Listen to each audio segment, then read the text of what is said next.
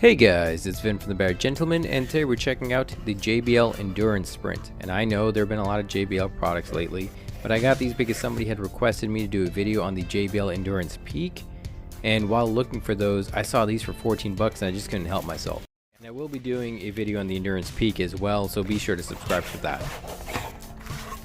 Alright, in the box we have some literature, a micro USB charging cable, and some adjustable ear tips. And these guys are refurbished for $14, and typically they'll run you about 30 bucks if you get them brand new. And all of this stuff I'm laying out here should be expected in the box. These do not have anything pre-installed on them, so we're going to go ahead and put on our base first, and then we'll go ahead and put in our desired ear tip. And it doesn't look like these guys have a charge, so I'm going to go ahead and let them charge up for a little bit while I go through the manual. Be back in a sec. Alright, so now we got these guys charged up, and we're going to go ahead and pair them up to our phone. I have an Android, so I'm going to go ahead to Bluetooth, scan, and these should pop up as JBL Endurance Sprint.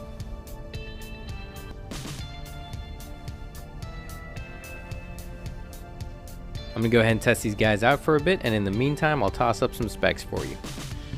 Real quick guys, if you guys are enjoying this video, consider giving it a like. If you're into mobile tech and stuff like that, please consider subscribing for more content. I'm not sponsored by anybody, and I pay for all these items that I review on here out of pocket so I can remain unbiased, and your support would be massively appreciated. And for everybody that skipped ahead 10 seconds, welcome back.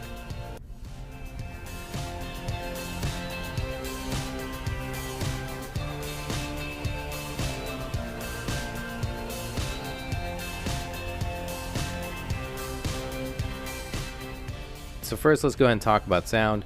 And as far as everything goes, I'm really impressed. Even like for the full price of $30, I mean, these guys are a bargain. And for $14 refurbished, these are like an absolute steal. The bass is way better than expected. It's not going to blow you out of the water, but it is definitely above average. Noise isolation is also great if you get the proper seal. And so be sure to go ahead and play with the ear tips a little bit just to make sure you get the right one for you. And these guys are a bit difficult to get on the first time, but once you get used to the motion, it gets a lot easier. Alright, so now let's go ahead and move on to functionality. Like I said, getting it to fit the first time is a bit troublesome, and actually the ear loop that it has makes it a bit difficult if you wear glasses. The loop does give you the benefit of stability and security, so these guys aren't going to go anywhere.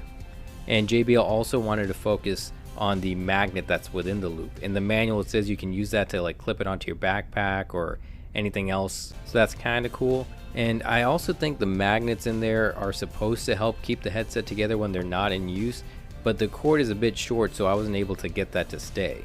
And on this guy we have a touch control pad to use the multifunction button, but it's only on the right side. And for the controls we have 1 tap to play or pause, 2 taps to skip tracks, and 3 taps to go back. And unfortunately there's no option to have a voice assistant. Alright, so now let's go ahead and break it down to pros and cons. And for pros, the sound is fantastic. They are very comfortable when you get them on right, and they are water resistant, and they're pretty stable, so these guys are like great for workout. You also have a lot of color options for these, so you can style them the way that you like. The clip function that they have is kind of nice too. I thought it was gimmicky at first, but it can come in real handy if you have like limited space and you need to hook these on somewhere. The charging speeds are also great. They have the JBL quick charge, so 10 minutes for an hour, 2 hours for the full 8-hour charge. Alright, so now let's go ahead and move on to cons. And the first thing that pops out to me is that it's a micro USB, but really for its price point it's not that big of a deal. The next con is that there's no voice assistant button, so you can't really launch the assistant. That can get kind of annoying. And finally, the microphone isn't that great in general. I mean, it's pretty on par for the price, but it does sound like you're a bit far away. And looking at like the rest of the effort that went into this headset, it's kind of a sore point, and it definitely makes it feel like a cheaper headset. Alright, so now let's go ahead and address some of the reviews online.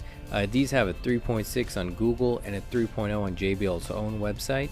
And to be honest, I think that's a bit harsh, and in general I'm pretty tough when it comes to rating JBL products, but I think that they're definitely better than a 3.5.